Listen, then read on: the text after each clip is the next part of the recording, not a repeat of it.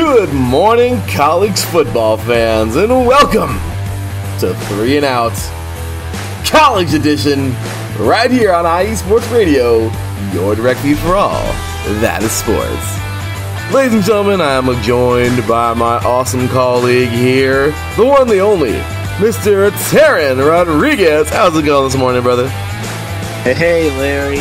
It's going good. Glad to have you, man. Did I mention Teran was a IE Sports Radio Hall of Famer, the host of 2 of our shows, one of them being Set Point, which is now affiliated with the NBA. Just saying, not to throw that out there too much, but I'm just saying, gotta show my boy over here lots of love for that. And, of course, the host of the SoCal Supreme Sports Show, doing great things here at IE Sports Radio. This is me, our boy Larry B, bringing it to you live here along with Teran on a beautiful Saturday morning, actually a little gloomy in Southern California. But we are ready to rock and roll as we had probably one of the lamest college football playoff national championships ever, and one of the lamest national championships I think ever in football and in any sport. Yeah, but never fail. The FCS was actually not a dud for a while. Then it kind of turned into, a one-sided game. But it was pretty good. Ladies and gentlemen, the college football season is in the books. Seems like yesterday we just started, but it is in the books. And, we are going to close the door on what was a great season and say goodbye to Season 2 of 3 and Out College Edition, right here on IE Sports Radio, your direct feed for all that is sports.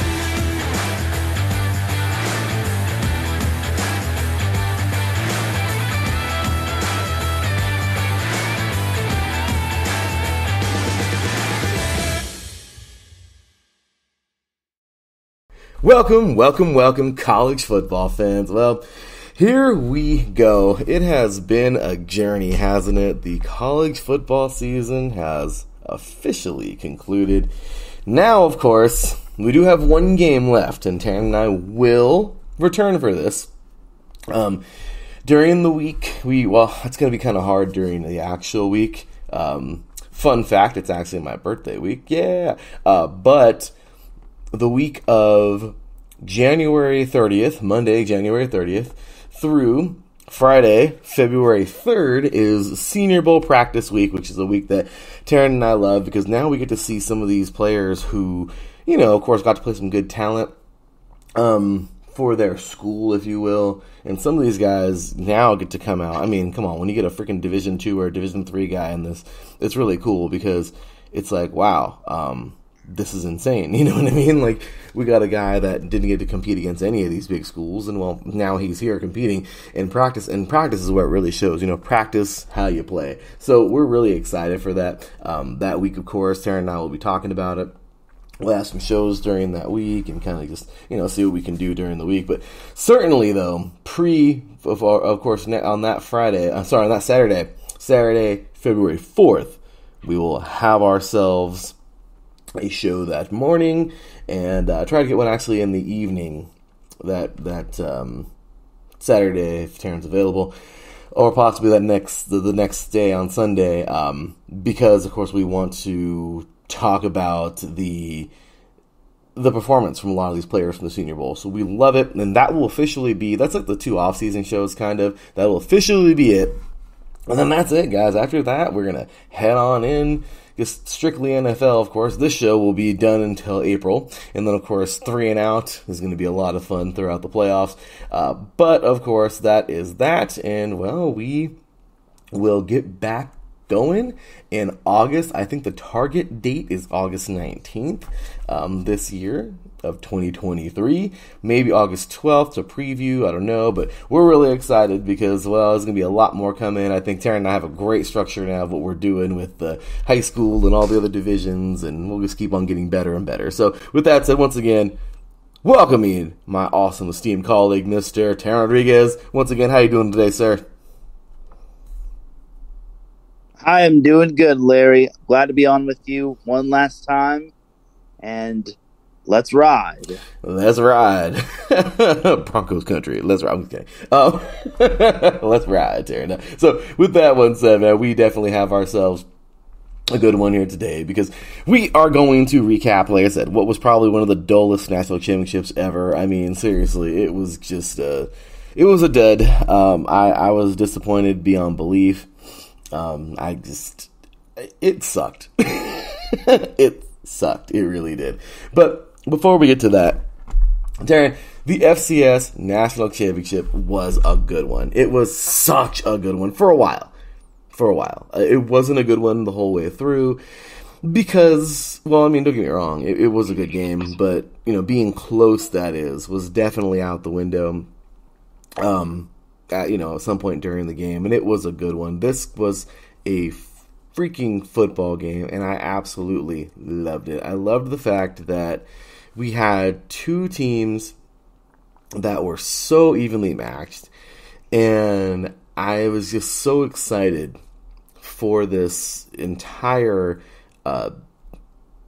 I guess you can call it like division, of the NCAA, but because there's so much to be excited for, like this division is just, it's getting better and better. I love it. I get it. It has to do with the cupcakes kind of deal. You're always going to hear that when you see these smaller D1 schools playing the larger D1 schools, hence FCS, FBS, smaller schools. But I'll tell you right now, Teran, we had ourselves a hell of a game, and I mean, let's just give it up for these guys. Teran, we both said they would do it, and they did it. Damn it! Congratulations to the South Dakota State Jackrabbits. They will earn this game, man. First ever national championship in program history. That's right, y'all. They did their dang thing, 45-21 over North Dakota State. And, it's kind of crazy, Teran. I actually got I don't know if anybody from the schools or whatever saw the tweet or from their media teams, but I don't know if you saw what I tweeted you in it earlier this week. I thought it was pretty funny. I couldn't help but to crack up. Let me see, where is it at? I freaking found it on Monday. It was a tweet that somebody had put out, of course, one of those like bigger accounts or whatever. They put up like, oh yeah, like this school, North Dakota State. Oh, here it is. So it was Fox. It was, CFB on Fox. And Teran, I don't know if you got to see this one here, but when I tweeted, and I put the little guy with his little hands up, like, just saying, because it says, the Jackrabbits wrote FCS history yesterday. For the first time in program history, Go Jacks football, of course, their Twitter, are FCS national champions. But this is ridiculous. This right here is absolutely just ridiculous. FCS national champions. And this thing goes all the way back to 2011, of course. I mean, come on. North Dakota State, 2011, 12, 13, 14, 15. Then JMU beat them that next year in 16, breaking their streak. But then they would do it again, 17, 18, 19. The COVID year happened. That was unfortunate. But Sam Houston State won it that year. Then, again, the next year, North Dakota State won it. And now the Jacks won it in 2022. And I couldn't help but to tag everybody in Teran X. But what this says is that NDSU football needs to jump to the FBS. And with as strong as Go Jacks SDSU has become, they need to join them. Also, it would be cool to see Mount Union football jump up to NCAA Division II. We're just saying. Did you get a kick out of that one, Teran? Yeah, I did. And those are just all the that's all the championships from 2011. And you probably have to go and dig a little deeper and say that North Dakota State made to all those championships. Like, them being in the championship has kind of been like a given more so than a possible prediction. And I want to say in 2020, the COVID year, they didn't make it to the championship. Yeah. But other than that, they've been consistent for the most part. they've been damn good, and it's just crazy to see that, So what do you say? I mean, like I said, these schools, we've been saying it a million times over. They need to just freaking move up already. I mean, my gosh. But anyway, so Teran, this was just a good one.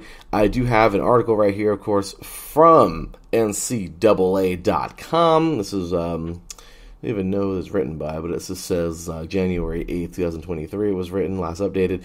But go check it out, you guys. But I guess goes to tell all these the different things that were going on. I was doing my best to stay on this game.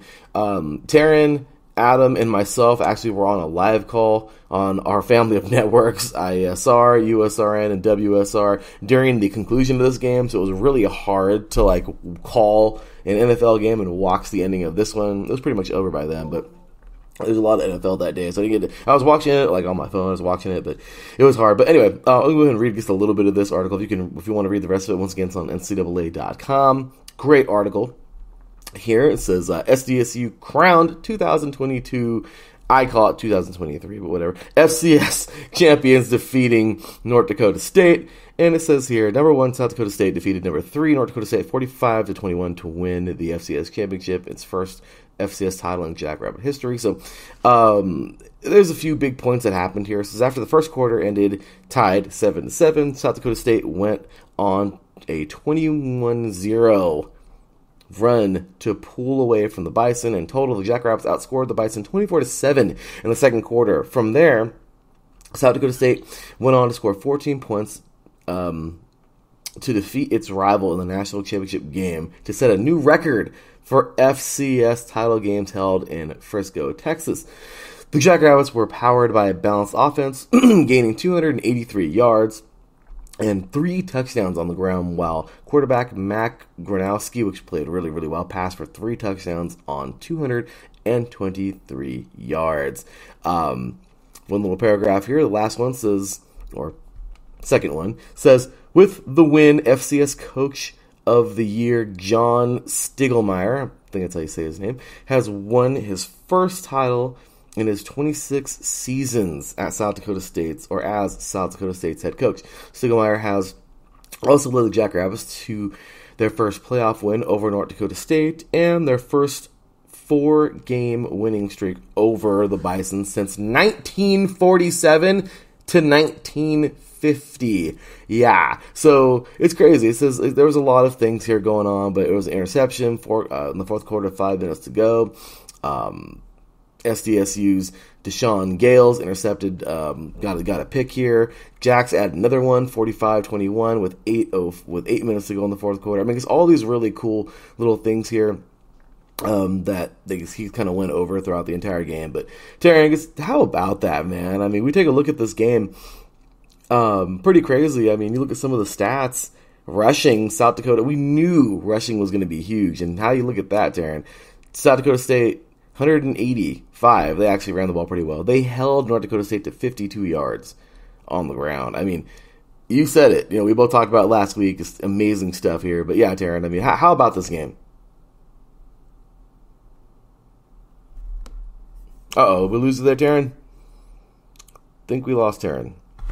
Sorry. Sorry, I am myself because there was the truck backing up. But anyway, so yeah, San Diego State really kicked in at a high gear in South Dakota State. South Dakota State really kicked in at a high gear in that second quarter, as that run game really was effective, and it was basically the battle between the run game and the run defense. And sure enough, the Jackrabbits pulled it off, and it was that second quarter was the turning point, because eventually South Dakota State scored in the third quarter to start out, and then that was pretty much GG right there. And unfortunately for North Dakota State, they have nothing to be ashamed of, but they just were a step behind, and it happens sometimes. I think South Dakota State obviously had unfinished business to attend to from last season, because it was a heartbreaker last year losing to Montana State in the semifinals, and the fact that they were able to complete the job is a testament to how much they worked hard and how they obviously let last year sting, but then they got back into the weight room, got back to training, and basically just got back and made the goal of that is not that right there. Losing in the semifinals is never going to happen again, so long as we're there. So I think for South Dakota State, they were able to really just put last year not fully behind them, but just to like have that as a reminder for that to not happen again. And their defense was just indicative of being really good all season. It showed against Iowa, even though that was kind of a low scoring game, and it showed throughout a majority of the season. And it also showed in that game against North Dakota State. It did, Darren. It really did, dude. This was just a solid performance from the Jacks, and you can't say enough about these guys, man. Congratulations to them. We are so freaking proud of this team for just doing their thing. And it's not like we're against North Dakota State by any means. I'm just saying that, it's just, they were a juggernaut for so long, and they're still a damn good team. They can go win another title next year. But what I'm saying is it's cool to see that feel-good story, this team step out from the shadows, Teran. It was really, really good, and to see this, and I just really enjoyed seeing a dominant Jacks team go out there and play well. So, with that said, Teran, man, it was a fun one to watch. We definitely enjoyed that game. Any last thoughts, comments, anything for the FCS season? I mean, Teran, we covered everything, man. We talked about so much about each of these teams. Just an amazing run this year from a lot of schools. But we can recap that at the end of the day, or at the end of the show here. But it was just a great year in the FCS. So with that said, Teran, we're going to take ourselves a quick break, ladies and gentlemen. When we get back, we are going to jump on in to the College Football Playoff National Championship. Oh, I'm sorry. Was I snoring? Yeah, sorry. Yeah, it was a snooze fest, to say the least. That's not taking anything away from Georgia, but that's just saying, where was TCU at? Anyway, with that said, we're going to take ourselves a quick break. When we get back, we're talking College Football Playoff National Championship, Georgia Dogs over the Frogs. We'll be right back after this. Sports fans, do you like teams that are tough, cities that are tougher, and fan bases that are passionate about their teams? How about teams that are historic and stadiums that are iconic? Then you belong in Chicago, and you need to check out Chi-Town Weekly. Join me, Adam Kernan, every week as we keep up with all things Chicago sports. Bears, Bulls, Blackhawks, Cubs, White Sox. We'll cover them all, plus more. The Windy City is always buzzing, and we'll keep you up on all the big games and major stories. So tune in to Chi-Town Weekly every week right here on IE Sports Radio, your direct feed for all that is sports.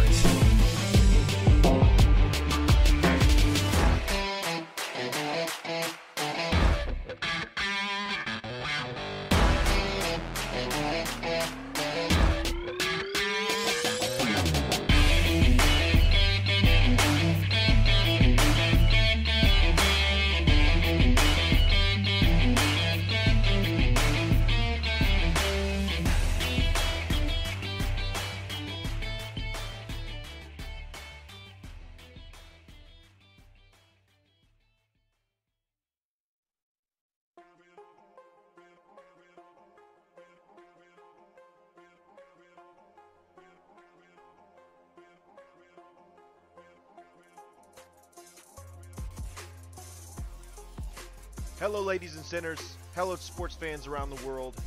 Hello, IE Sports family. This is Cale Henderson, the host of IE Vegas, the Sin City Sports Show, presented by IE Sports Radio. If you folks are interested in sports in the Vegas area, if you're wanting to have a blast for 1 hour every Tuesday night from 7 p.m. Pacific Standard Time to 8 p.m. Pacific Standard Time, this is a show built for the Vegas sports fans, where we feature the Las Vegas Raiders, the Las Vegas Golden Knights, the Las Vegas Aces, and the University of Las Vegas, Nevada Rebels. Hopefully, fingers crossed, MLB team coming soon. Either way, if you folks are looking to have a blast for 1 hour each and every week, tune in Tuesday, 7 p.m. Pacific Standard Time to 8 p.m. Pacific Standard Time. If you folks are interested in Vegas sports news, go to our Twitter at SinCities_IESR, and you can speak with me, the host, Cale Henderson, at Cale_Henderson on Twitter. At any time, be happy to reply. Always want to reach out to our fans. Again, the Sin City Sports Show, presented by IE Sports Radio, your direct feed for all that is sports.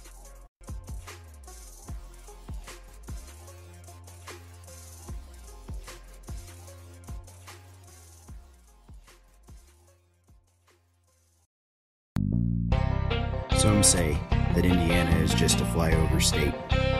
Flatlands and cornfields, barns and country roads. What if I told you Indiana is the crossroads of America? What if I told you in all other states, basketball is just basketball? In Indiana, basketball is life. Crowded high school basketball gyms on a Friday night, and every barn with a basketball rim and a frayed, worn-out net. If you're interested in the heartbeat of America, and if you're interested in sports, if you have Hoosier running through your veins, the Crossroads Pod with Aaron X is made for you. Powered by IE Sports Radio, your direct feed for all that is sports. Each and every week, the Crossroad Pod covers all of Indiana sports. The pride of the horseshoe of the Indianapolis Colts. The blue-collar gold swagger of the Indiana Pacers. The relentless pursuit of the sixth banner for the Indiana Hoosiers. The swing of the hammer of the Purdue Boilermakers. The swoop of the Cardinals of Ball State. The summoning of the echoes of the Notre Dame Fighting Irish. The growl of the Bulldogs of Butler. The intensity of an Indiana fever. The chop of the Indianapolis Indians. At the Crossroads Pod, if it is Indiana, we've got you covered. More than cornfields. More than country back roads. The Crossroads of America. Join me, Aaron X, every week. It's nothing but net. Welcome. That's right, I stole John's little catchphrase. I don't give a crap. What's going on, y'all? Welcome back to 3 and Out College Edition right here on IE Sports Radio, your direct feed for all that is sports.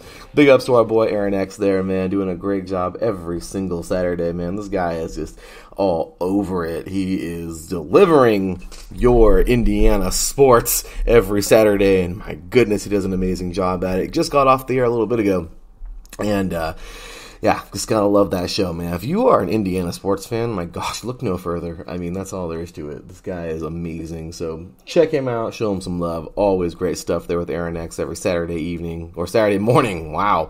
I'm a teacher, you guys. I don't know what evening or night or morning or afternoon is. It's all one thing to me. I just want to go to sleep at some point during it, and so does my wife. Educators, you guys, educators. Anyway, with that said, you guys, welcome back once again to 3 and Out. Host so many freaking shows. 3 and Out College Edition right here on IE Sports Radio, your direct feed for all that is sports. My boy Teran Rodriguez is in the house, and we are getting ready to recap this absolutely annoying college football playoff national championship. And Teran, should we even say anything more at all? Whatsoever about this title?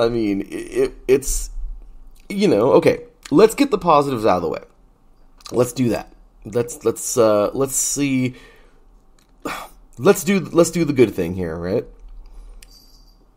Let's go ahead and give Georgia their props on not only winning a national championship, number one, but dominating a national championship, never letting up. Okay. They won back-to-back national championships, which has only been done freaking a handful of times ever. Trying to go for the three-peat that we wish USC would have done back in the day. Anyway, I know. The years that I became a diehard USC fan, I know. I just barely got into college and high school, and it was like, oh yeah, SC, and yeah, they were dominating. It was awesome. So yeah, I was total bandwagoner there, but I love the team, never left them, and they're still here. So, with that said, you guys, we have ourselves a national champion in those Georgia Bulldogs. Amazing season. Absolutely dominated from start to finish. Never let up. Nearly lost to Ohio State the week before. It just came down to a kicker. But at the end of the day, Georgia went into the national championship and did what Kirby Smart told them to. And I love it. Leave no doubt. I heard that all game long. I think we all did who watched the game. And that was what they were saying Kirby Smart was preaching to his team. Leave no doubt. And honestly, the Georgia Bulldogs left no doubt. Teran, Georgia dominated TCU 65-7. You could have sworn this was a FCS versus FBS game. I mean, it was just horrible. The Frogs were nowhere near prepared. Georgia ran that score up like there's no tomorrow. And you know what? It is what it is. People can say what they want, but it's a football game. And it's a 60-minute game. And as long as there is time on that clock in that 60 minutes, we're playing football. So they can't stop it. It is what it is. You know? So that's all there is to it. And just incredible, Teran. I mean, you look at these stats. My gosh, 335 passing yards to TCU's 188. Okay, total. Rushing, Georgia's 254 to TCU's 36.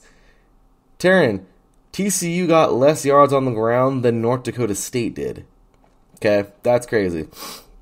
Penalties, they were, they weren't really a factor. Georgia had 40 for 30, and TCU had 5 for 50. But regardless, turnovers. TCU turned the ball over 3 freaking times with 2 interceptions thrown and a fumble. Time of possession. The Dogs had it for 36 minutes and 59 seconds, and the Frogs had it for 23 minutes and 1 second. I mean, Teran, it was an absolute beatdown every way you look at it. There's no way to even try to justify for TCU in this game. I think all of us were just trying to pick TCU to just, be the feel-good story. We all knew it was a pick with your brain with Georgia and a pick with your heart with TCU. But Teran, it was just, it was one-sided, and, well, I guess there's nothing left to do but just finish off the recap. So, Teran, what you got for us, brother? The weird thing about this game was that Georgia gave up 41 points to Ohio State last week, or the previous week, and yet they wound up straight up stomping all over TCU. And it really sucks that TCU just got outdone in this game just because they had such a phenomenal year. And this loss doesn't take anything away from it, but sadly, they just couldn't get into a rhythm, and I don't know what Kirby Smart said after the Ohio State game, but whatever he said, obviously, Georgia just ran with it, and it carried over into this game. So for Stetson Bennett, obviously, it was a fantastic end to most likely his career because he's a senior and whatnot. So for Georgia, the defense was stout and strong, but that's no surprise. The real surprise was Brock Bowers just being a complete mismatch for TCU. TCU had no answers for him whatsoever. They just had no answers altogether. And it sucks because TCU was definitely a feel-good story, and they had to jump through so many hoops to beat Michigan. And the fact that they just laid this egg, sadly, just it's frustrating just because I did hear that this is this was the biggest margin of defeat in any FCS game, FBS championship game. So I just wish it would have been a little bit closer. And the fact that TCU only put up 7 points is what really bothers me because they put up a 50-burger on Michigan, and Michigan has just as good of a defense as Georgia, especially in the second half. So I'm very surprised that TCU just only put up 7 in the biggest game of their season. But again, this doesn't take away from the fact that the Horned Frogs did amazing things. Sonny Dykes is a fantastic coach. Hopefully, for TCU's sake, that they will be back on this stage just because I hope it's not a one-and-done deal. And then for Georgia, obviously, they're starting to be shaped into the powerhouse. It is going to be tough to three-peat, especially if players like Bowers declares for the draft. And now the big question is, who's going to be the quarterback for Georgia? Who's going to take over the signal calling? Will it be a freshman? Will it be someone that got to play in for a little bit this season following Stetson Bennett and Georgia having big leads? Or are they just going to have to go through the transfer portal and hope that someone lands in their lap? It's going to be quite fascinating. And I said at the beginning of the year, is this going to be Georgia? Is Georgia going to be doing an encore after last year's performance in the championship game? Or are they just going to be a one-hit wonder? And sure enough, they answered the bell. And the fact that they went undefeated and they just went through the gauntlet that is the SEC speaks to high volumes of how Kirby Smart is a fantastic coach. Stetson Bennett is I wouldn't say vastly underrated, but he is underappreciated, even though I wouldn't put money on him being a NFL quarterback, but you never know who needs one. But overall, I just think that this is a testament of how Georgia has rebounded from that one national championship game that they were in against Alabama, where they wound up blowing a 20-17 or 20-3 lead. So it's just quite amazing to see for Georgia rising as an SEC team, and how I wouldn't say they've overtaken Alabama, just because Alabama should be back next year, albeit they lose a lot of key pieces. But for Georgia, they have just been outstanding. And I'm very interested to see what they could do next season if they can three-peat.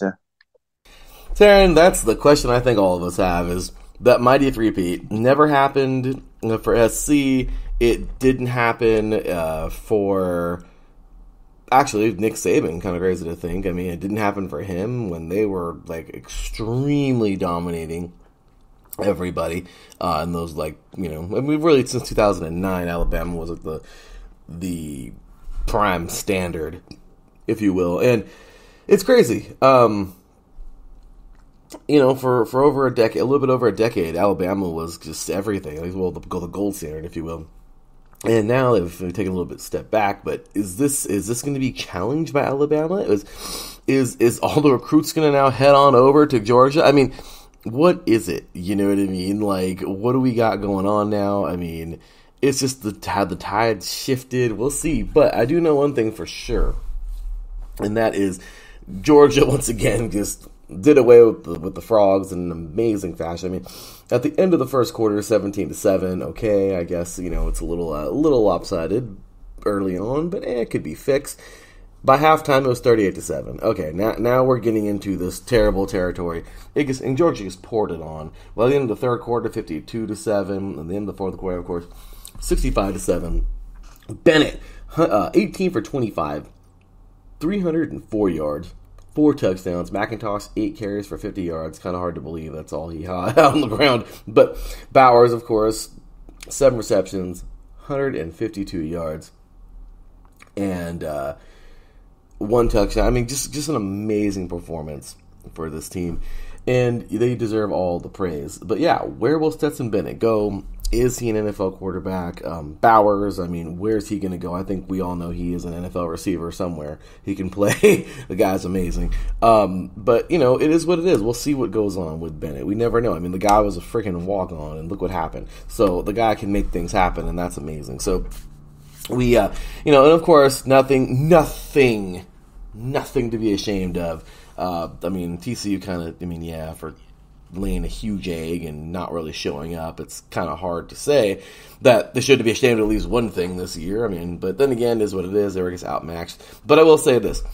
They had an amazing season. They finished at 13-2. Of course, Georgia finished the undefeated 15-0 season. But TCU, 13-2 this year. Amazing job. They knocked off Michigan. I mean, that was huge on its own. Teran, there is so much, man, to be excited for this year with college football, that the one thing that I think everyone just got overly excited about was the fact that this little team that was supposed to finish 7th in the Big 12 didn't even win the Big 12, right? I mean, they didn't even win it this year, you know, and look at, here they are. They made it all the way to the national championship, and it wasn't to be. but damn it, it was a ride, and it is what it is. I mean, tough go for these guys, but yeah, I think St. Dykes definitely, no matter what, coach of the year, the guy was amazing. Kirby Smart, amazing. I mean, the guy's done so many great things at Georgia. I mean, I don't really know, Teran. I mean, at this point in time, it's kind of, the three-peat question is going to loom. You know as well as I do that the three-peat question will loom all the way until either Georgia wins it or Georgia falls. And it's going to be a big year. The pressure is on, the heat is on, and I don't know. It's just it seems it's the way too early predictions, I guess, but I don't know, Teran. Do you think George could actually pull this thing off, man? It's definitely possible, but you also have to look at some of the other teams that could be back, like Michigan. Their running back returns. You never know what could happen with Alabama. Ohio State, they're always perennially good. And then who else is decent? I mean, I guess Utah, maybe. It all depends on if they're able to win outside of Salt Lake City. And I guess maybe USC, but again, it is a little too tough. It is a little too early to tell on who's going to win the national championship. And also Notre Dame, even though they always find, I wouldn't say they find ways to not come up clutch, but they just don't. Even if they make the championship, they always get outmatched by a certain other certain teams. So overall, it is a little too early to possibly predict who could be in the Final Four national championship, but I think next year it could be wide open for almost any team, but time will tell, and a lot can happen from now all the way to the beginning of next year or near the college football season, because you've got transfers, you've got incoming freshmen, you've got recruiting classes, and then you've got players that could be taking COVID years, players that could be declaring for the draft, all that sort of thing. You couldn't be more correct there, Teran. There's lots of teams to take a look at coming up this year, man, and just what a great ending. I mean, it was a blowout and it was boring, but what a great ending for one team, though. Georgia dominated, and hey, that's how you want to play a football game. You never let up, you never leave it out, and you just keep doing your thing. They never let off the gas, and they dominated. So a great ending in a different kind of way on a great season. My goodness, we've seen so many things happen this year. And well, Teran, we've got a little bit over 20 minutes to go in this show here, so we're gonna take ourselves one more break. And when we get back, Teran, we are gonna go ahead and recap what was an awesome year throughout high school and, of course, the college football all throughout the divisions. Oh yeah, it's going to be fun. Ladies and gentlemen, you are listening to the Season 2 finale of 3 and Out College Edition right here on IE Sports Radio, your direct feed for all that is sports. We'll be right back after this.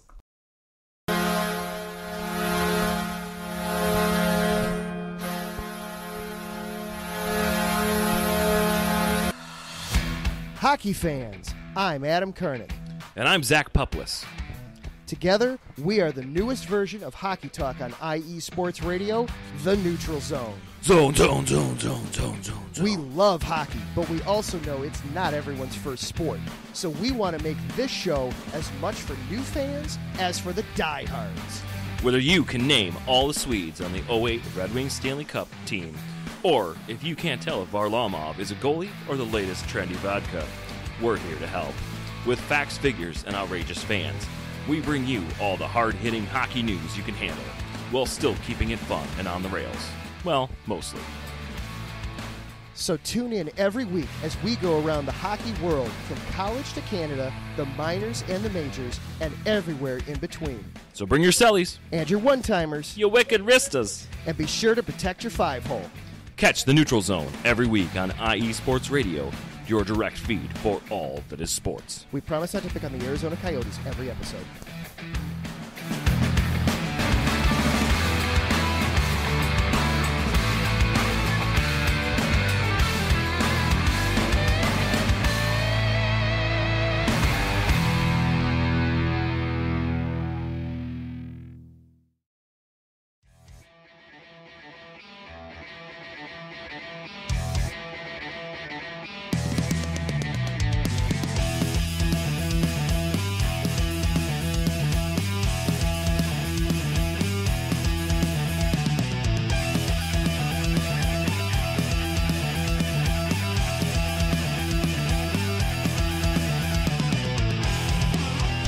IE Sports Radio.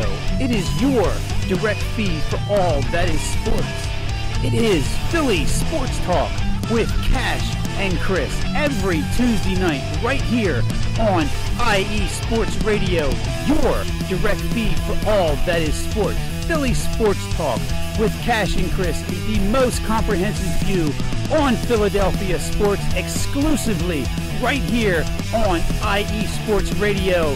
You know what it is, your direct feed for all that is sports. Tuesday night, IE Sports Radio, Philly Sports Talk with Cash and Chris.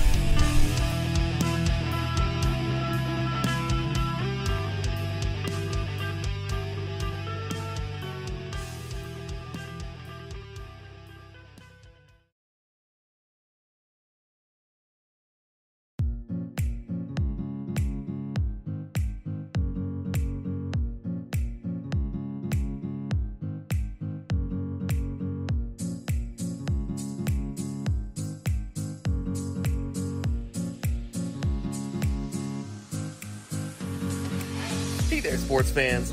Are you looking for a sports show that maybe isn't 100% about sports? Then you might want to check out the Sports Couple Perspectives right here on IE Sports Radio, your direct feed for all that is sports. Most sports shows cover only scores and stats, and while we're not opposed to that, we dig a little deeper into sports issues and some of the hottest topics in athletics.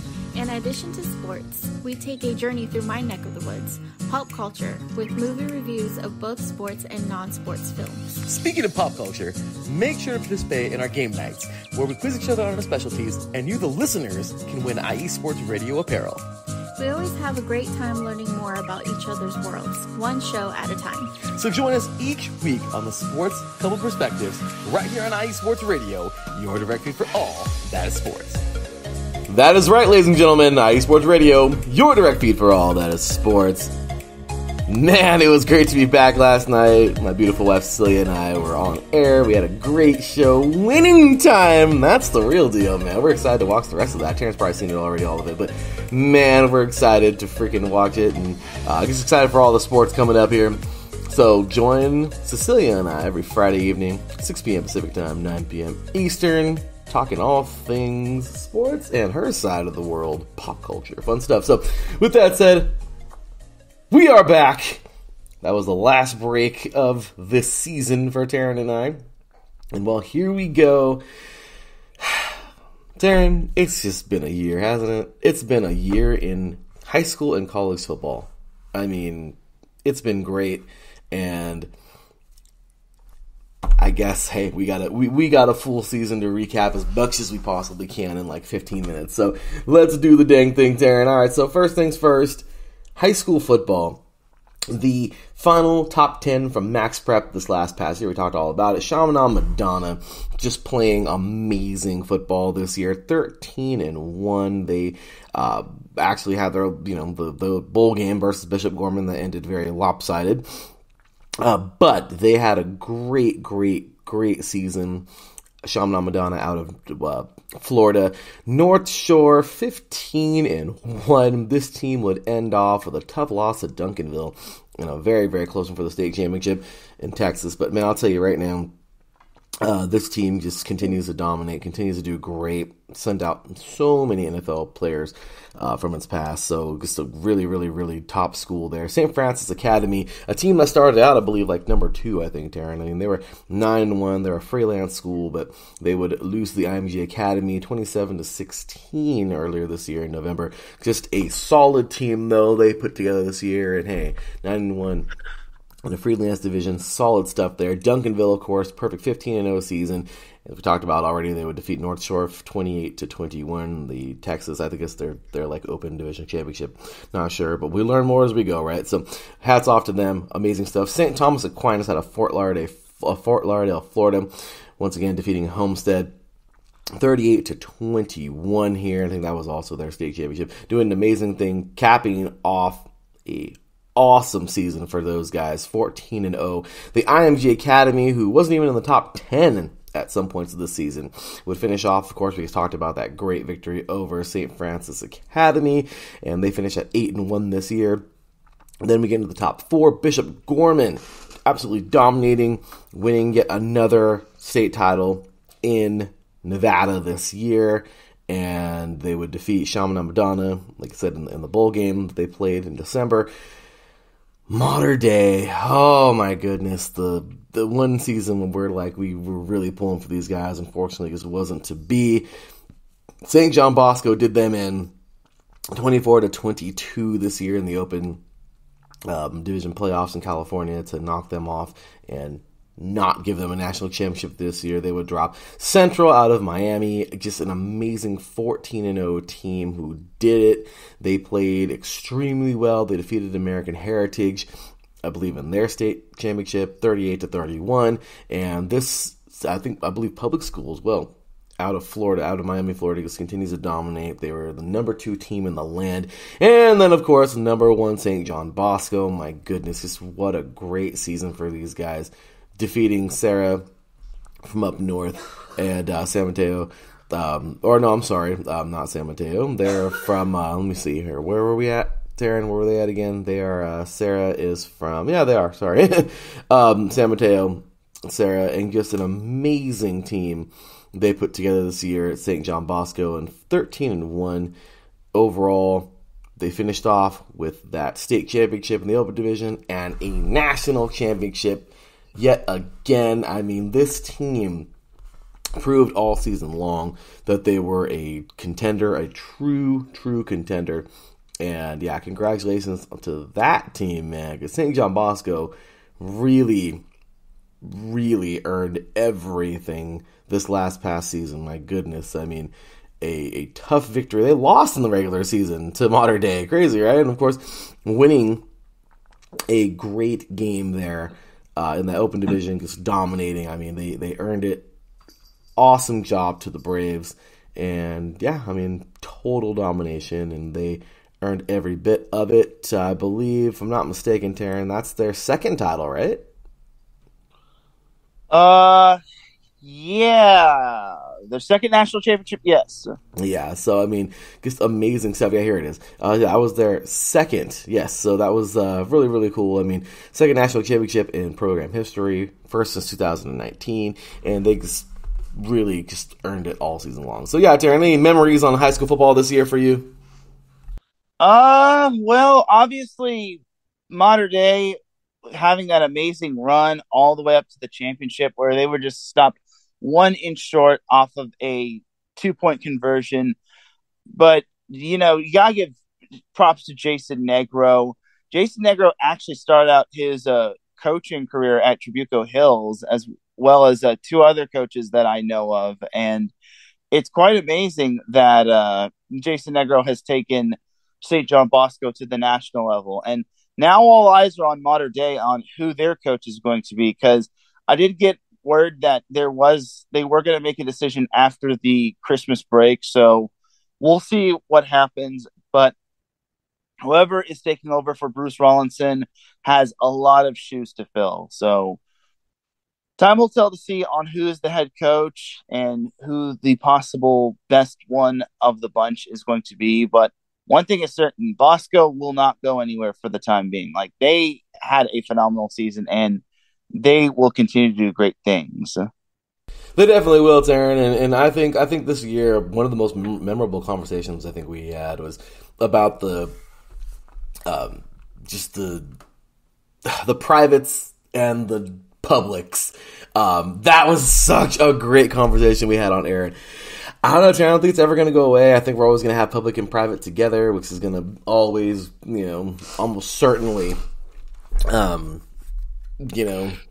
a stir. But just a great season for so many of these schools. And like I said, I really do think Central High School is a public school. And that's awesome to see this team finish number 2 in the country. I mean, just awesome stuff. But yeah, Teran, I mean, if it's anything we got to leave it with, man, it's, can we just get a national championship game for high school? Screw it, one more. I mean, I don't know, Teran. I mean, right? I mean, total, great game it would be. But and last but not least, just got to say, I mean, my gosh, Duncanville just making waves, being the dominant team they've been all year. Bishop Gorman, I mean, the game they had with Modern Day was incredible. Just so many great things going on, man. I mean, shout out to San Jacinto High School down here in the Inland Empire. I mean, they went all the way to the state this year, and they would lose, but they would get it. They would get there, which is awesome. I believe they lost to, was it Grant? I forgot the school they lost to. I think it was somewhere in El Cerrito, but just amazing job to those guys. I know Teran. You guys, of course, your neck of the woods over there, Mater Dei, just amazing. Hats off to Mr. Rawlinson on an amazing career. So many things this year, Teran. Just wow, what a season for high school football.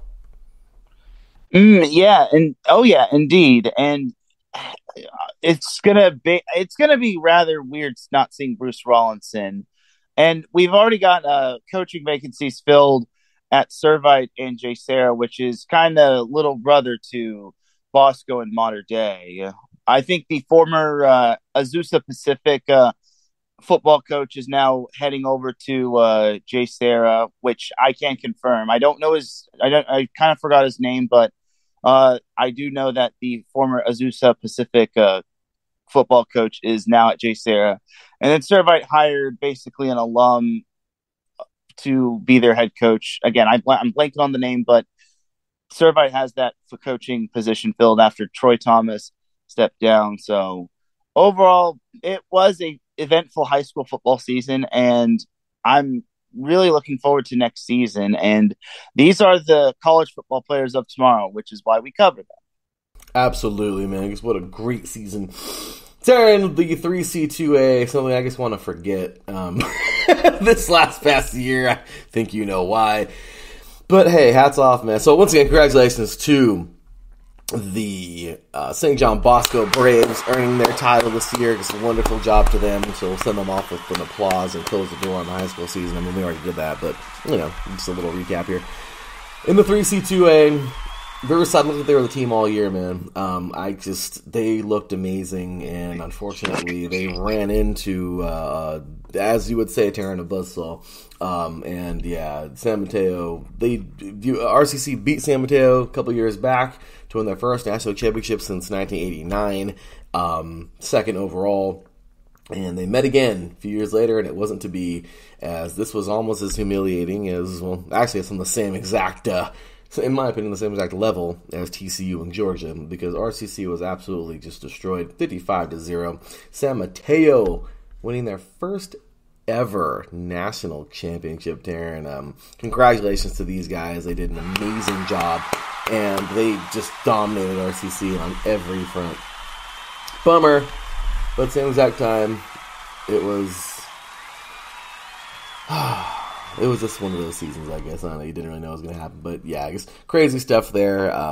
And then, yeah, Teran, just a really good season, though, man. I mean, really, San Mateo did American River. We haven't even seen American River up there before, and they freaking got all the way to the, basically the Final Four. That was pretty awesome to see. Then we have in the South, too, it came down to Fullerton. Fullerton was actually pretty solid this year. They played extremely well. We've seen some big things. I mean, Teran, you had one of the biggest question marks, I think, of the entire season, which is, well, what the heck happened to Golden West? I mean, crazy. I mean, just lots of things that went on this year. I was really happy to see Mount San Jacinto actually play really, really well this year. This is just a lot of things, man. Mount Sac, of course, Mount San Antonio had themselves a season, fell short in a few big games, especially one to RCC. That could have been a big decider or two, for the title. There was a lot there, Teran, this past year in the 3C2A, man. Any thoughts for you?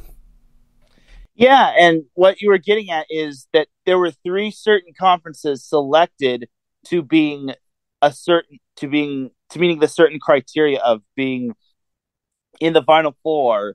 And then you've got that one at-large team, which I don't know if I necessarily agree with that, but I guess it's like making sure that all of the conferences have like a fair shot, and it's not just like one juggernaut.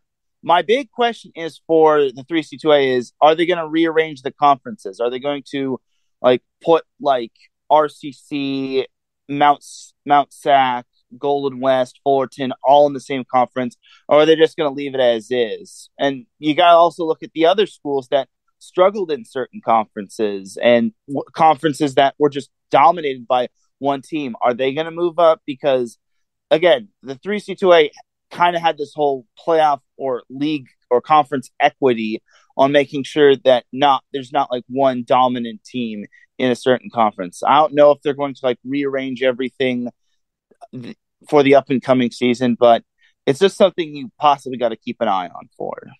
Agreed, Teran. And yeah, there's a lot there with the 3C2A. Pretty cool, and it's exciting to see, what will happen, who will move around, will there be any moving around, what is to come for next season. We will definitely see and find out who's top dog next year. So then we move on, Teran, of course, on over to what was an awesome season, man. Number one seed goes down. I mean, I guess. Well, actually, no. We had a Division III in the NJCAA. I forgot about that. The Chaparrals, man, they did it. The DuPage Chaparrals defeating North Dakota State SCS 14-2 in a really close game there. This is their second back-to-back national championship, and if I'm not mistaken, this is only the second time we've had an NJCAA Division III. So, kind of cool, they're the ones who've won it all in that, so that was pretty cool. Teran pointed that out this year, like, oh crap, there's a Division III, where's Division II at? That was kind of funny, but yeah, congratulations to the Chaparrals, Teran. Of course, they won themselves a big, a nice victory this year. That was actually the first championship to be played before RCC even played San Mateo. But then, of course, we get into the NJCAA national championship. Well, I guess you could say the Division I national championship, and Hutchinson Blue Dragons dominated last season. They dominated all year. They looked extremely well. And there was this little team from Iowa, the Iowa Western Reavers, came out of nowhere, shut them out 31-0, Teran, and just talk about a lopsided game. I mean, my goodness, I tripped out, man. I was like, no way. Like, we get another shutout, like, in this one. But it was awesome, though. The Reavers did it. They earned their second national championship in program history and their first one since 2012, so a decade apart. And just some big stuff this past season for the NJCAA, Teran. I mean, we saw the Reavers have a solid year, finishing at I think I only lost like one game, but they played extremely well. Hutchinson going defeated all the way until the end there. Also in that Final Four, we can talk about in the NJCAA, if I'm not mistaken, it was, let's see, who were the other teams in that Final Four? Oh, we had Northwest Mississippi, team that has, they've been around, in the last couple of years playing well. Coffeyville, a team that, made it and was pretty solid. Jones this year going on, like, what was it? I remember Jones won like an 8-game win streak. Like, they were dominant. There was a lot. Snow College looked pretty solid. And then we got down to these four, and Iowa Western was a team that picked up the ball and ran with it. No repeat for New Mexico Military, man. But it was just awesome to see, these new teams emerge. But, yeah, Teran, any thoughts on the NJCAA for this year? Yeah, and for the Division III championship, of all the championships we had this year, that Division III championship in the NJCAA was the closest in terms of margin, and it's quite a phenomenal sight to see, because I'm a big guy I'm big when it comes to national championships going down to the wire, and I think all national championships should go down to the wire, and it should basically just be decided in the final quarter, and it should have you on the edge of your seat and wanting more and what's going to happen next. So that NJC Division III championship was amazing. Big ups to DuPage and to North Dakota SCS on that championship. And obviously Iowa Wesleyan definitely was amazing this year. And Hutchinson obviously was dominant, but the game that truly mattered was the championship game, and unfortunately they just fell short, but it doesn't take away from the toughness that they had to go through, considering it's tough to go undefeated and win a national championship unless you're Georgia. But overall, it's just a great season from Hutchinson, a great year overall from the NJCAA, and I look forward to next season. You and me both, Teran. It was a great one, man. And, then we go into the Stag Bowl. I mean, Teran, that was a great one, man. The Cardinals of North Central, they will defeat Mount Union. You know, we talked about a game. You just talked about it right now. You're a big guy on, and so am I, on close national championship games, and it was just a great one for these guys. North Central knocking off Mount Union. They dominated the game, basically, and then Mount Union made a solid comeback, but they fell short. The Cardinals earned their second title in program history and their first one since 2019. So they're on the same track as St. John Bosco in high school. they both won in the same year. But yeah, Teran, they dominated. They didn't dominate, but they won a good one here in the Stag Bowl. And congratulations to those guys. I mean, undefeated season. Just an amazing feel-good story for those guys and that program out of Illinois. But Teran, it was just a great season, man. The Purple Raiders just dominated in every facet until that game. Mary Hardin Baylor, of course, a team that was always to watch for. They were hanging around in this thing almost to the very end here in Division III this year. It was awesome to see so many, like Wartburg coming back in Wartburg came back in the freaking, that was insane, Teran. I'm sorry, but dude, seeing this year, Wartburg, that little team right there, man, I mean, I thought they were going to do it versus Mount Union, Teran. I did. I really did. We talked about that a lot during that week, but man, I thought they were going to freaking do it versus Mount Union because they did it just the week before, coming back in what was a crazy game where they would come back and they would win. I forgot what game they did that in, but they actually had a major comeback. Wartburg did, and if I'm not mistaken, I think that was Aurora, where they beat Aurora, and then they lost to Mount Union. Sorry, so I don't know, but regardless, man, they staged it. They did an amazing job in that comeback, and they played so well. But just what a season for those guys. Like I said, Mary Hardin Baylor just dominating, but they would of course fall to North Central, the champions this year. Congratulations to Pomona Pitzer, Teran, a team on our side of the woods over here out of the SIAC. They freaking got there, and yeah, they didn't win anything, but who gives a crap, man? They got there. Every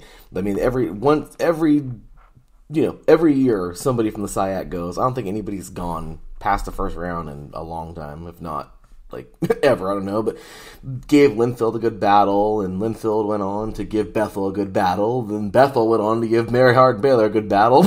It's kind of funny how that whole thing, just dominoed. But at the end of the day, Teran, it was a great, great, great season. That tournament was pretty awesome. Just big upsets. Aurora defeating Wisconsin at Whitewater. I think, I don't know if that qualifies as an upset or not, but that happened in the first round. I mean, just so many big things, man. It was just a great one. But yeah, like I said, Mount Union, and I'm sorry, I don't know why I was talking about the Wartburg comeback. It was Mount Union who came back over Wartburg.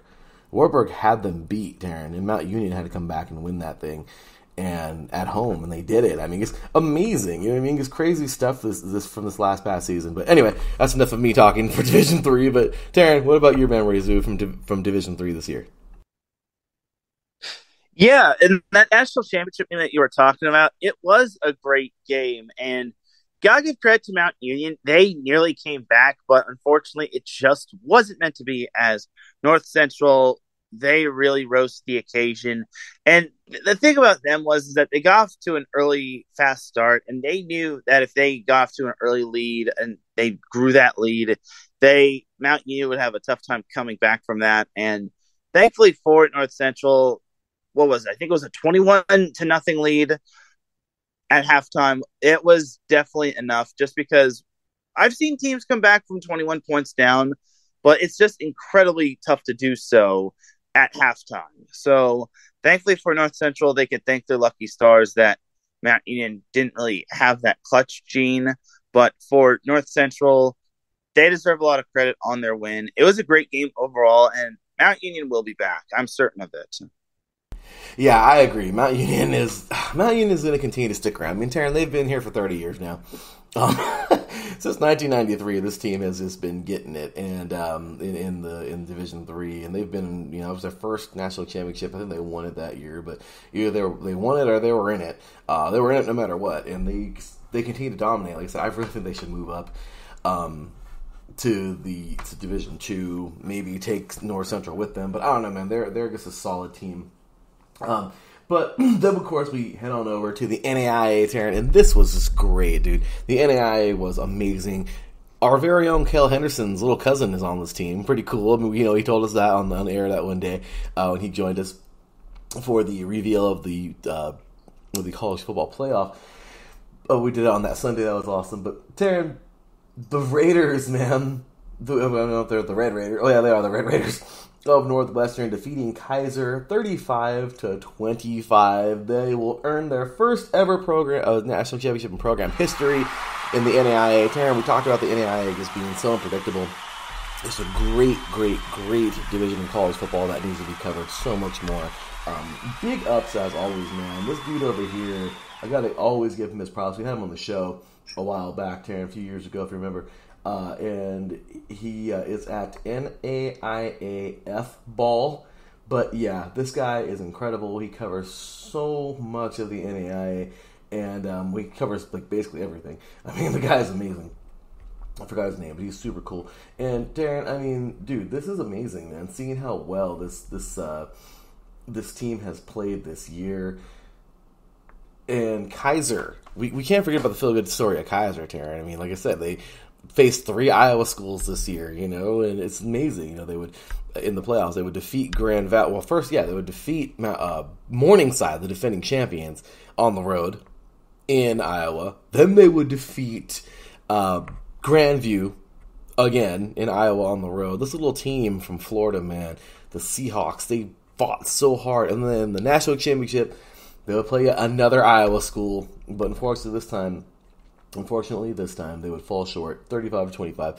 But just an amazing story for these guys this past year, both Kaiser and for Northwestern. We got a first-time banner hanger there. Great stuff. I mean, really, Teran, it was just a great season overall, man. So any thoughts this year for the NAIA? Yeah, and Northwestern, obviously winning that first national championship is always the toughest. But for them to do so is also the sweetest. Just because the old saying goes, the tougher the challenge or the tougher the road, the more sweet the reward is. And for Northwestern, I'm glad they were able to pull out the win.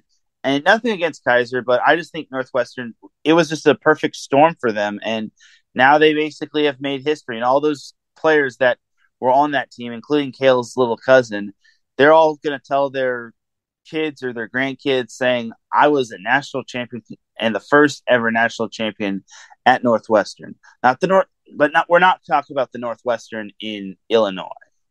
Those are the Wildcats, and they're purple. Different Northwestern. Right. Absolutely. Right. But yeah, Teran. Got to clarify. But absolutely, Teran. And yeah, brother, you're totally right, man. I mean, that's something they could never take away from them, right? And never. I mean, you win a national championship and you're the first ever to do it. I love at that school, so I loved it. So yeah, congratulations to them. And yeah, Teran, let me move on to the NCAA Division II. Let the blowouts begin. Just kidding. This was very lopsided, as we know, but Ferris State, Teran, it was a great story this year for Ferris State. I mean, they lost in the they were number 1. They won last year. They lost in the regular season to rivals Grand Valley and Grand Valley State, and Grand Valley State's hung a few banners of their own in the last decade or so, and they've done extremely well. They played pretty good this year, and they would knock off Ferris State. And Teran, just when you thought that Grand Valley was going to be the team to run away with this thing, maybe because they were so dang good, wrong. Ferris State would meet up with Grand Valley State in the quarterfinals and give a little payback in the bracket at 24-21, defeat them and move on. And they went on from there, man. They dominated West Florida. West Florida, of course, just always a great feel-good story. Just, like I always say, it was only their, I think their second year actually being a program. This team won a national championship. But just awesome for them, or their fourth year being a program, something like that, I forgot. But they just are amazing, what they've done. And, yeah, Ferris State took down the Argos, and then they would dominate School of Mines. But, Teran, we can't not talk about that story, man. This Colorado School of Mines played, incredible this year. In the tournament, man, this team was, you want to talk about the little team that could. They played so well, and just winning so much this year, defeating CSU Pueblo, of course, a team they play all too much over there in Colorado, I'm sure. Then Minnesota State, a team that won it all a couple years ago. Then they would defeat Angelo State, a very tough school there, and knock off Shepherd in dominating fashion.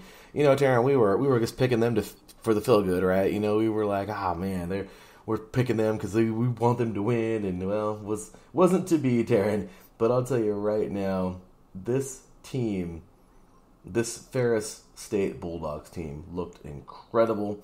They would win 41-14 over Colorado School of Mines, and of course that's their second championship in program history, and their second back-to-back. So they're on a roll, man. They're looking at a possible three-peat as well if they can hold it together. But yeah, Teran. Anyway, so lots of great stuff from Division II this year. Just once again, lots of feel-good stories. West Florida having a pretty solid year, but couldn't pull it down.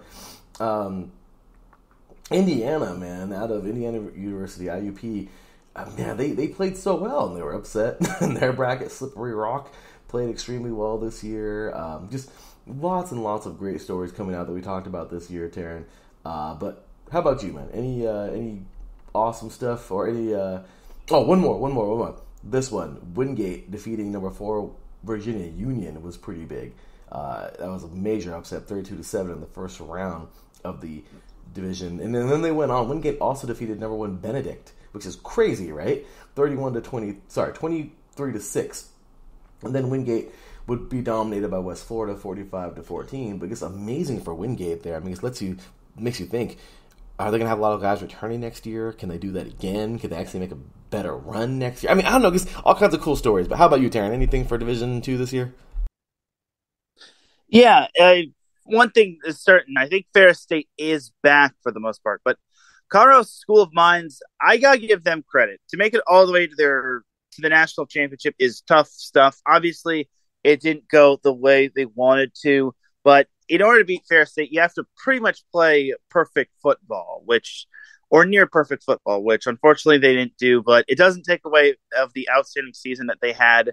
And then Ferris State, they really impressed, and I think they're going to continue to do great things. And the thing about Ferris State was that they weren't even the number 1 seed to come out of their bracket. That was actually Grand Valley State, where Ferris State won by a score of 24-21 in the quarterfinals or regional finals, if people want to be fancy like that. But anyway, Ferris State eventually was promoted to the 1 seed in the semifinals, which proves it was a testament to their hard work. And Shepherd was also a 2 seed coming out of their region. And then West Florida, as you mentioned, came out of their region, and then Colorado School of Mines came out of their region. So we had no number 1 seeds coming out of any region whatsoever. So the fact that we had a lot of parity in Division II is quite amazing, and I hope we get more parity next season. Oh, you and me both, Darren. I think that was just awesome. And then, just to end it off, we talked about them earlier today, but the Jackrabbits, of course, winning their first ever national championship, defeating North Dakota State 45-21. But you know what, Darren? There was a lot to talk about, too, in Division I. I mean, I know that was the championship, but, dude, there was so much. I mean, lots and lots of great stories in that bracket.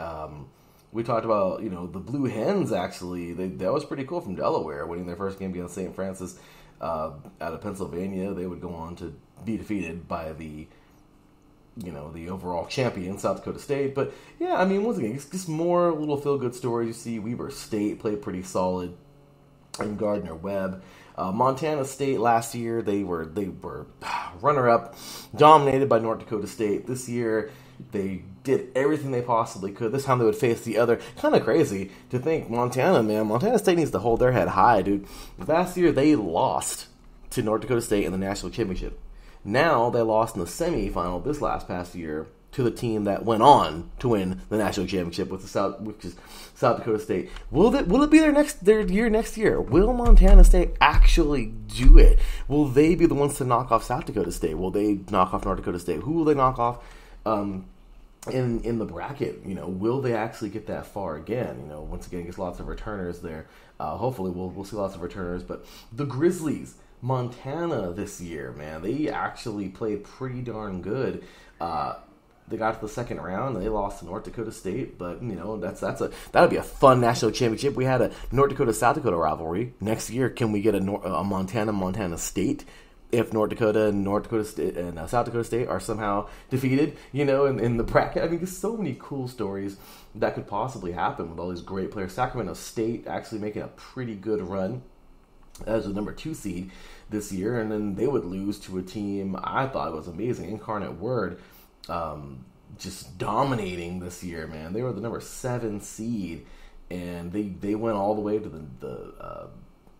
the semifinals where they almost beat North Dakota State. They lost 35-32. Will they be back next year? Will they? Will a lot of those returners be there? Teran, though North Dakota State and South Dakota State look at the supreme, top dogs, there are some other teams nipping at their ankles, man. I'm telling you. Will the Grizzlies put together a good team next year? Montana State, Incarnate Word, can they be pretty solid? Will Sacramento State actually, can they make a run? Weber State, I mean, once again, it's lots and lots and lots of great, talented teams. But, yeah, FCS is going to be a lot of fun next year, Teran.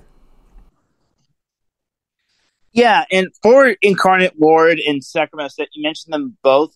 They put on a clinic when it came to their quarterfinal matchup, as they combined for a whopping 129 points, which I think is the most in FCS school history in terms of the playoff games. But for Incarnate Ward, that's my biggest question. Can't they return back to the big stage next season? And will Sacramento State have the same year as this year, or will they just be a one-hit wonder? And then you have to be impressed with how Incarnate Ward was basically able to make it to the semifinals.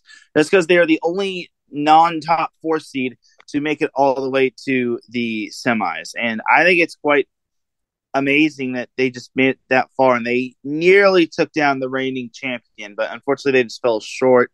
And overall, I kind of would wonder if Incarnate Ward would defeat South Dakota State. Probably not, but with this high-flying offense, I think it could have been possible, just because they were averaging a good chunk of points per game for the most part. Agreed, Teran. And man, this is going to be exciting to see next year. And then, of course, bowl season. Teran, there were so many great bowls, man. We talked about all of them. They were so great. This is going to be nearly impossible to pick some that were the most memorable to you, man. But, oh my gosh, for both of us, there were so many memorable bowl games this year. There's so many great ones. And, you just can't help but to think of some of these awesome feel-good stories out of these, out of the bowl games. But Teran, talk to us, brother. What do you think? What was some of your favorite bowl games or even bowl game moments from this past year?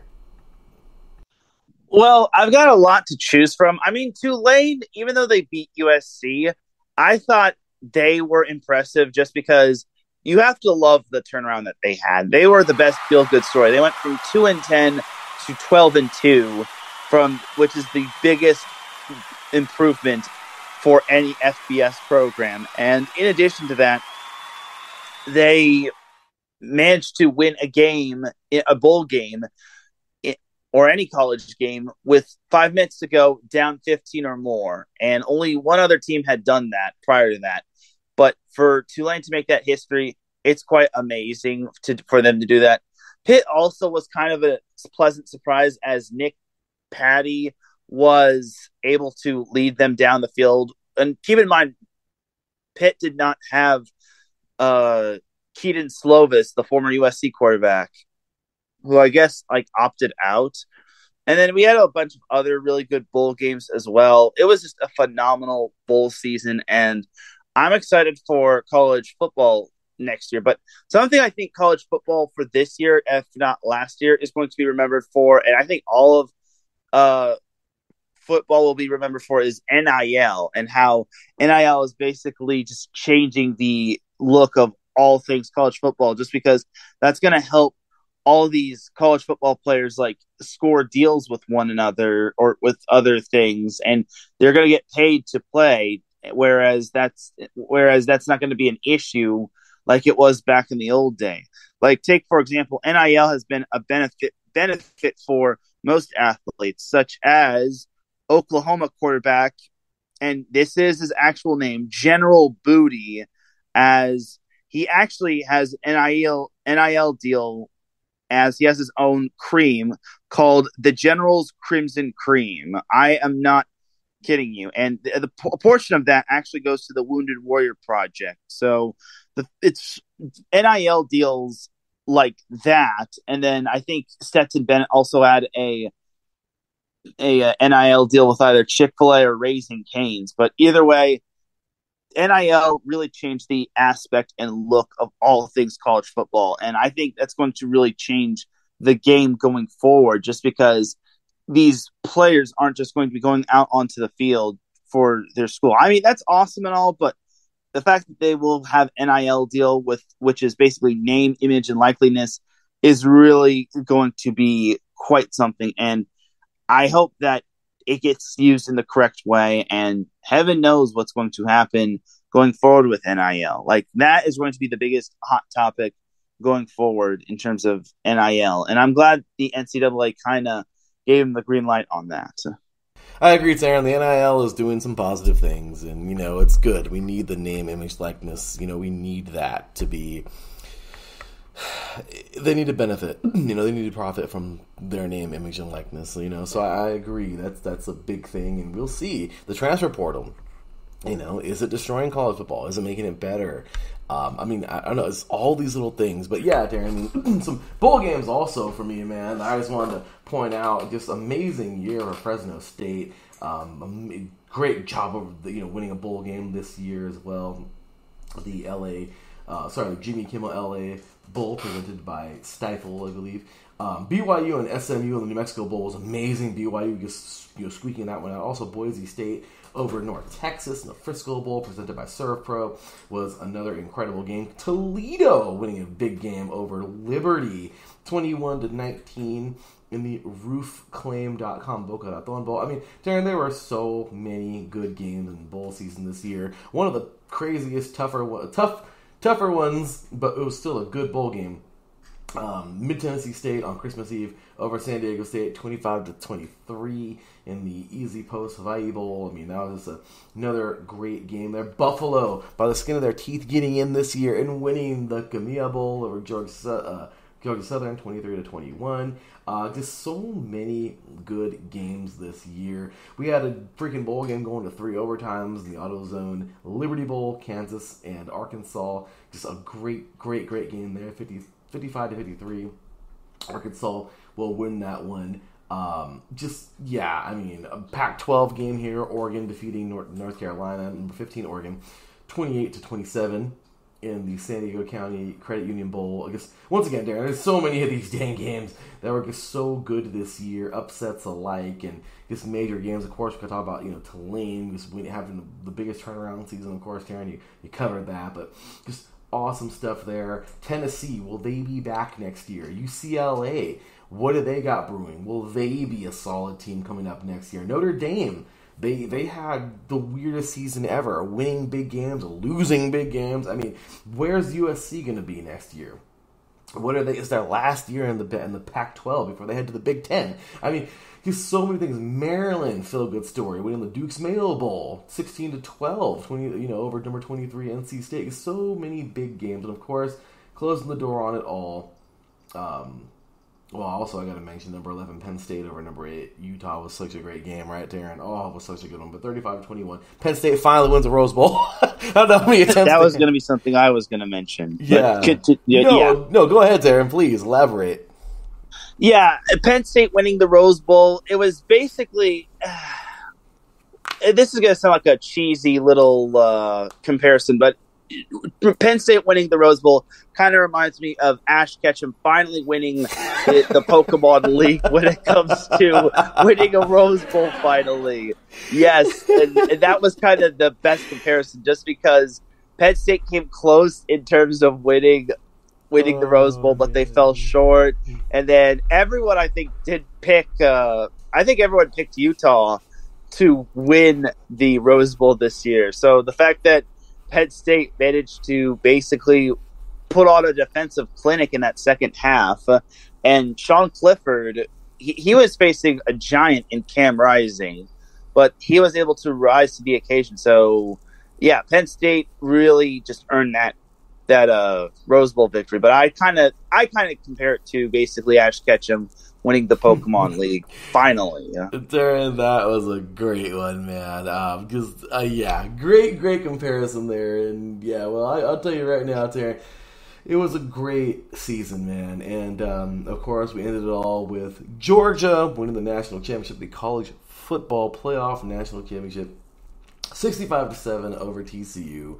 A team that we didn't even think was going to be there, TCU, and it was a dud. But, man, it was just awesome to see them get there, knock off a great team, Michigan. I mean, it was just amazing. You know, Ohio State, had they have actually made the field goal, would it have been different? Would TCU would have won that game? Would Ohio State have done the same thing? You know what I mean? To TCU, would it have been a closer game? Would TCU would have barely won? Would Ohio State would have barely won? Woulda, coulda, shoulda, right? But at the end of the day, Teran, we got a major monster in Georgia. We just got a great year in football. And there you have it, man. Just amazing. Georgia winning their 4th national championship in program history and their second back-to-back. So congratulations to them. Teran, it has been an amazing season, good sir. And, well, I'm going to ask you one thing now, man. This is the hardest. We talked about all the moments. Give me one. Your all-time favorite moment or a team or whatever, feel-good story, whatever it is from the season. If you can give me just one that you can say that, and it doesn't matter, any division, whatever, that right there was my all-time favorite for this past season. Through high school, through the 3C2A, NJCAA, Division 1M, 3, it doesn't matter, NAIA, Division 2, Division 3, FCS, FBS, whatever it is, talk to me. What do you think? I hate how you always... How I can only pick one. I know. Oh, boy. I know. It's hard for me, too. I mean, I guess I'd maybe say TCU just because they didn't have any expectations. And I thought that them losing the Big 12 championship, they would be booted out of the top 4. But fortunately, the committee just said, we're going to keep you in just because your resume looks really good, as opposed to Alabama's, which is just like 1 or 2 games off. So for TCU, again, they had no expectations coming in. They were literally shafted. Heck, I even think Kansas had more expectations than TCU did. But we all know that the Big 12 was basically projected to be Oklahoma, Texas, and Baylor fighting for the crown. But TCU came up big. Obviously, they fell short in that Big 12 championship game in overtime, but they rose to the occasion in the semifinals against Michigan, and they represented their conference well. And heaven knows if we'll ever get that again. And for the sake of the Horned Frog fans, obviously, I hope that we get to see something like that, just because it's just different. It's not the same thing over and over and over again. It's a different member from a different conference. It's not like the SEC versus the SEC or the Big 10 versus the SEC or anything of that sort. It's the Big 12 finally having that big team that's willing to basically work their way from the bottom up to the top. And it's quite phenomenal, honestly. And it also, TCU make it to the national championship proves that the Big 12 is still a competent Power 5 conference. Agreed, Teran, and that's exciting to see, man. You know, and I'm excited for for what's to come. The Big 12, man, getting BYU now. I mean, we're talking about conferences, teams moving around conferences, and will we ever get those super conferences that we've been talking about for years now? I mean, all these things. Will the playoff extend? Just so many things, Darren. But if I got to pick one, it's got to be South Dakota State. I mean, it was just a feel-good story, Teran. I mean, they finally stepped out of the shadows of North Dakota State. They freaking got it done. They looked so good this year, and they did it. They pulled it off. First ever national championship. Can they go for 2 next year? I know it's too early to even talk about that, but I mean, we've been talking about it all shows. So, but anyway, it was just a great, great, great season, and well, that's basically that, man. I can't believe it. We just concluded, and that was an amazing season. My goodness, Teran, you and I, if I'm not mistaken, I think all but like 2 weekends, we started up, my goodness, what was it, the 20th? August 20th or the 13th, if I'm not mistaken, I think, or I don't know when that was, man, but yeah, I think it was the 20th of August, or maybe even the 27th, but I do know one thing for sure, Teran. We've been on one since freaking August, and well, it's going to be kind of weird not having a Saturday morning where we don't meet up and talk some college football, man, for a little bit. But yep. Oh, yeah. sorry. I was going to say, I guess I could finally disable my alarm for 6:15 on Saturdays for the time being. Yeah. The times where I didn't wake up, the times where you didn't wake up, the times where we had to push the show. Memories, Teran, memories, brother. But hey, man, I couldn't think of, there's nobody else I'd rather do this show with, man. It's been awesome. We've had a lot of fun and certainly enjoyed going back and forth and agreeing, disagreeing, picking against each other, having fun with picking the same teams, talking crap, having fun with everything, man. Talking about our high schools this year, the high school spotlight, which will be back next year.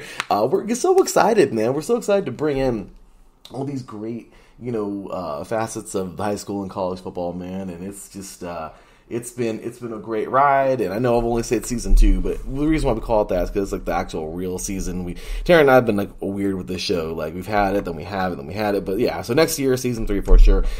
What we're going to be calling it. But yeah, Teran, we will be back, of course, coming up in 1, 2, 3. So don't get too comfy without us just yet.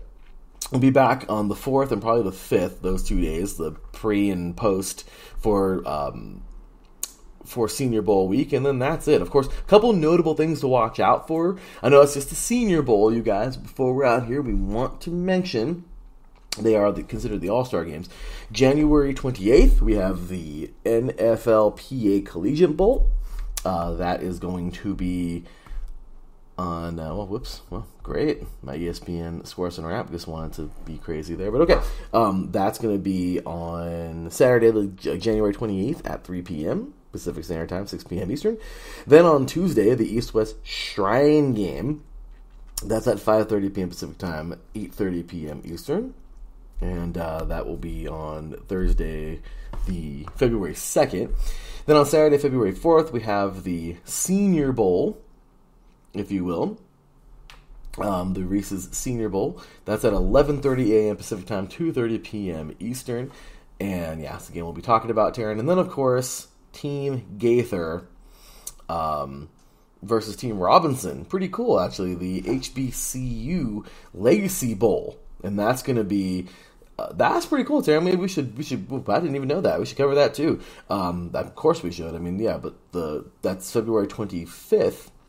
At 1 p.m. Pacific Time, 4 p.m. Eastern. So, yeah, Darren, we got some games to cover for sure. So, you haven't seen The Last of Us just yet. We know for sure by the end of February we'll be done. Of course, now it's not going to be every Sunday. It's Saturday. It'll be, skipping over some Saturdays. And that's it. We'll get into the Combine coming up. And after this, Teran will be joining me on 3 and Out. And we'll be talking about the draft with Mike Pat and all that fun stuff. And here we go, round and round again, you guys. So, with that said, Teran, it is time to cue the music.